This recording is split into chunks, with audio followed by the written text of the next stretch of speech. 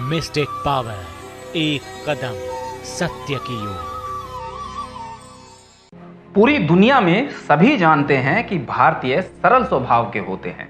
इतना होने पर भी पिछले 1000 वर्षों में आखिर क्यों हमें इतने कष्टों का सामना करना पड़ा?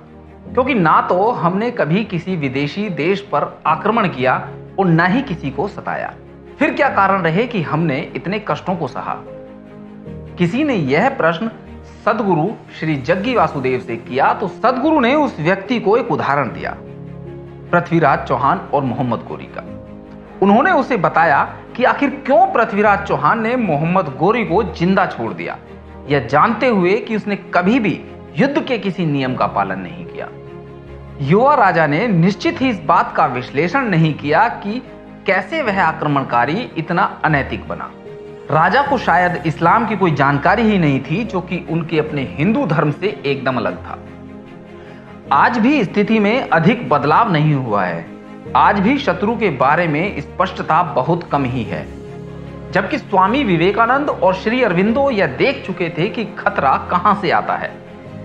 विवेकानंद ने तो यहां तक कहा था कि किसी के हिंदू धर्म छोड़ने का सिर्फ यह मतलब नहीं कि एक हिंदू कम हुआ, बल्कि यह है कि एक शत्रु बढ़ गया।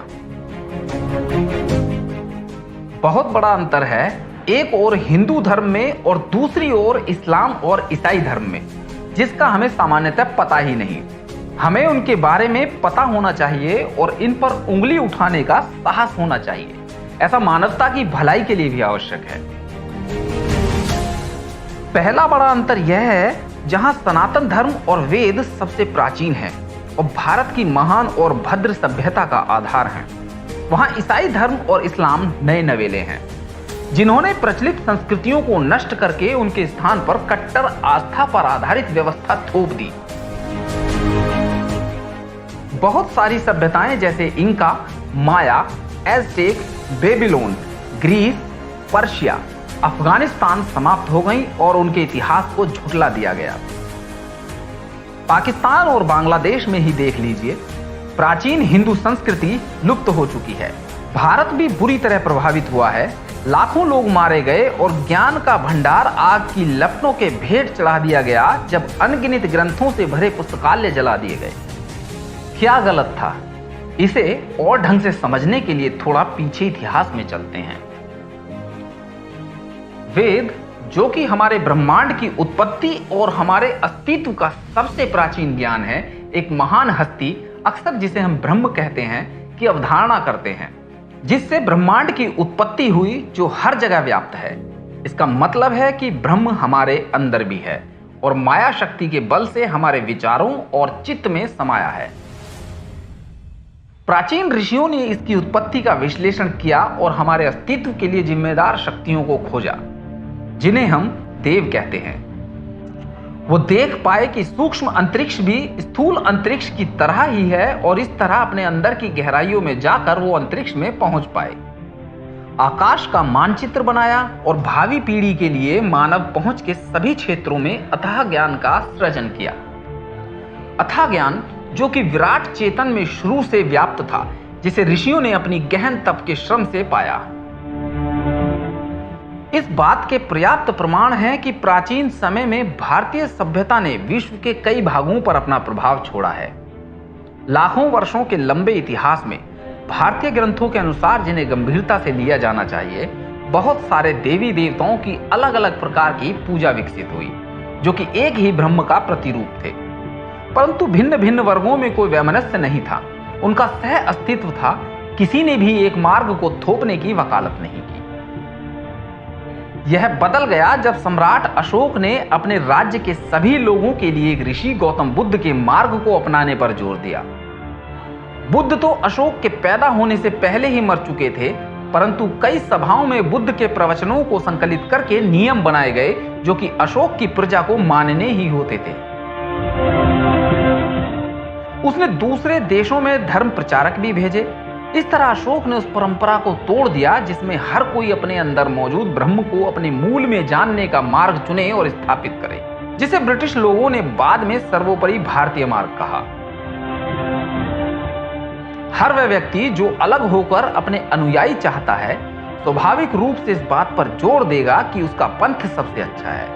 और हाँ, अगर लोग इससे सहमत नहीं हुए तो इसे एक दबाव बनाकर फैलाया जा सकता है, अगर सत्ता हाथ में हो तो। बाद में आदि शंकराचार्य ने बौद्धों को शास्त्रार्थ में चुनौती दी और अधिकतर भारतीय पुनः अपने कम सख्त धर्म में वापस आ गए। उसी दौरान भारत से दूर सिर्फ 1700 साल पहले रोमन सम्राट ने एक ईसाई धर्म के छोटे पंथ को राज्य का धर्म बना दिया। उसने सोचा होगा कि उसकी सारी प्रजा अगर एक ही धर्म को माने तो इससे क्या फायदा होगा। संक्षेप में वह मसीहा जिसकी प्रतीक्षा यहूदी कर रहे थे, जीसस क्राइस्ट के रूप में आ चुका था, पहचाना नहीं जा सका और यहूदियों द्वारा ही मारा गया। हालांकि राज्य की शह पाते ही इस पंथ ने एक सत्तावादी और हिंसक दौर दिखाया। इसने मौजूदा मंदिरों को ढहा दिया, ग्रंथों को जलाया और जल्दी ही ईसाई मध्य पूर्व, उत्तरी अफ्रीका और यूरोप को कुचलने लगे और एक नए आस्थावादी पंथ को लोगों पर थोपने लगे। वो इतने असहिष्णु कैसे बने? उसका कारण उनका वह दावा था जिसमें एक महान सच्चा ईश्वर, जो कि ब्रह्मांड का निर्माता और पिता था, जो कि स्वर्ग में रहता था, उसने अपने इकलौते पुत्र जीसस क्राइस्ट को पृथ्वी पर भेजा मानवों को अपने मूल पाप से बचाने के लिए, और कहा कि सभी को जीसस का कहा मानना चाहिए। और जीसस ने क्या कहा? ऐसा कहते हैं कि उन्होंने कहा कि बिना जीसस के कोई भी पिता यानी ईश्वर तक नहीं पहुंच सकता। इस तरह चर्च यह दावा करता है कि जीसस में विश्वास सर्वथा जरूरी है नरक की अनंत आग से बचने के लिए। कुछ शताब्दियों बाद वही कहानी दोहराई गई। 6ठी शताब्दी के पैगंबर मोहम्मद ने ऐलान किया कि एक सच्चे अल्लाह ने उससे एक देवदूत गैब्रियल के द्वारा बात की है और उसने जो कहा है वही सारी मानव जाति को मानना होगा। और अल्लाह मनुष्य से क्या चाहता है? वह चाहता है कि सब लोग मोहम्मद को अंतिम पैगंबर के रूप में कबूल करें, जिसे उसने यानी अल्लाह ने अपना सारा ज्ञान दे दिया है। और उनकी सबसे बड़ी इच्छा यह है कि अल्लाह में और उस पैगंबर में आंख बंद करके भरोसा करें। वह चाहता है कि उसके मानने वाले तब तक युद्ध यानी जिहाद करें जब तक कि सारे लोग अल्लाह को न मानने लगे।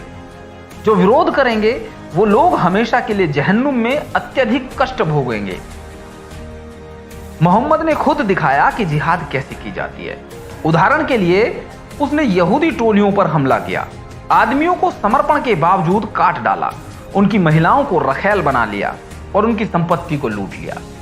उसकी मृत्यु के पश्चात उसके अनुयायियों ने मध्य पूर्व, उत्तरी अफ्रीका और यूरोप के भागों को कुचलना शुरू कर दिया और जो लोग पहले बलात ईसाई बना दिए गए थे उन्हें हिंसा के बल पर मुसलमान बना दिया गया। यह एक खूनी मुहिम थी और भयानक बर्बरता की वजह से अत्यधिक सफल थी। मुस्लिम आताताई भारत में भी घुसे और खून की नदियां बहा दी। फिर भी प्राचीन भारतीय संस्कृति को पूरी तरह नहीं उखाड़ पाए क्योंकि नया धर्म इस सभ्यता के आगे बहुत गौण था। फिर भी भयानक बर्बरता के बूते मुस्लिम आक्रांताओं ने भारतीय समाज में बड़ी घुसपैठ कर ली और बहुत सारे हिंदुओं का धर्म बदलकर इस्लाम हो गया और बाद में पुर्तगाली और ब्रिटिश राज्य में ईसाई धर्म हो गया। भारत के स्वतंत्र होने के पश्चात भी ईसाई धर्म और इस्लाम ने हिंदू संस्कृति को समाप्त करने का प्रयास नहीं छोड़ा है। सभी प्रकार के चर्च इस काम को गर्मजोशी और बहुत सारे धन के साथ कर रहे हैं और दुर्भाग्यवश उन्हें इसमें जोशुआ जैसी विभिन्न योजना के माध्यम से सफलता भी मिल रही है। इस्लाम इस काम को बहुत सारे बच्चे पैदा करके और लव जिहाद के द्वारा कर रहा है और हिंदुओं और ईसाइयों को यह समझाने की कोशिश कर रहा है कि इस्लाम बेहतर है उस धर्म से जो बंदरों और चूहों की पूजा करता है। जो कोई भी दबाव डालकर धर्म परिवर्तन करने के तरीके पर विरोध करता है वह क्रूरता से मारे जाने का संकट उठाता है। इतनी शताब्दियों में एक बात तो साफ हो चुकी है कि ईसाई धर्म और इस्लाम दूसरों के लिए भयंकर संकट हैं और उन्होंने अपने ही धर्म वालों जो पूरी तरह से उनके मत में विश्वास नहीं रखते और सिर्फ एक सत्य की अवधारणा पर संदेह प्रकट करते हैं उनके लिए भी खतरनाक है। इस्लाम और ईसाई धर्म ने करोड़ों सामान्य लोगों को मार डाला सिर्फ इसलिए कि उन्होंने इन धर्मों से निष्ठा नहीं रखी या दूसरे धर्म के साथ जुड़े रहे। हालांकि ईसाइयों ने हाल के दशकों में हत्याएं करना बंद कर दिया है, मुसलमानों ने नहीं किया, और यह प्रतिदिन होता है। और वो आतंकवादी असल में भरोसा करते हैं कि वो सही कर रहे हैं, कि उन्हें जन्नत में ऊंचा स्थान मिलेगा। कौन सा युवा अपनी जान आत्मघाती हमले में गंवा देगा अगर उसे यह भरोसा न दिला दिया गया होता कि काफिरों को मारने के बाद उसके साथ अच्छा होगा।